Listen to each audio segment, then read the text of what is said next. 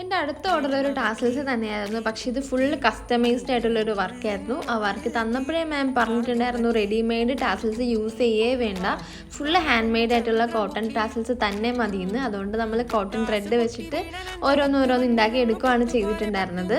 ഒറ്റ ബ്രൈഡായിരുന്നു, അതുകൊണ്ട് maximum tassels include ചെയ്യാൻ ഞാൻ ശ്രമിച്ചിട്ടുണ്ട്. പിന്നെ ഉണ്ടായിരുന്നത് കുറച്ച് വൈബ്രൻറ്റ് കളേഴ്സ് യൂസ് ചെയ്യണം എന്നാണ്. അതുകൊണ്ട് അങ്ങനത്തെ കളേഴ്സാണ് ഞാൻ ചൂസ് ചെയ്തിട്ടുണ്ടായിരുന്നത്. പിന്നെ ഇതിൻ്റെ ഔട്ട് വന്നിട്ട് ഭയങ്കര അടിപൊളിയായിരുന്നു. അത്യാവശ്യം പല രീതിയിലും നമുക്ക് സ്റ്റൈൽ ചെയ്യാൻ പറ്റുന്ന രീതിയിലായിരുന്നു ഇതിൻ്റെ ഒരു ഔട്ട് വന്നിട്ടുണ്ടായിരുന്നത്.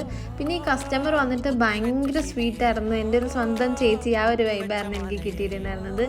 ഇത് പിക്ക് ചെയ്യാൻ വന്നിട്ടാണെങ്കിലും ആൾ എൻ്റെ വീട്ടിൽ നിന്ന് ആരോ വന്നു പോയൊരു ഫീലായിരുന്നു എനിക്ക്. അത്രയും ടോക്കറ്റീവും സ്വീറ്റായിട്ടുള്ളൊരു മാമായിരുന്നു. എനിക്ക് ഭയങ്കരമായിട്ട് ഇഷ്ടപ്പെട്ടു. അപ്പോൾ ഇതായിരുന്നു അതിൻ്റെ ഫൈനൽ ലുക്ക്.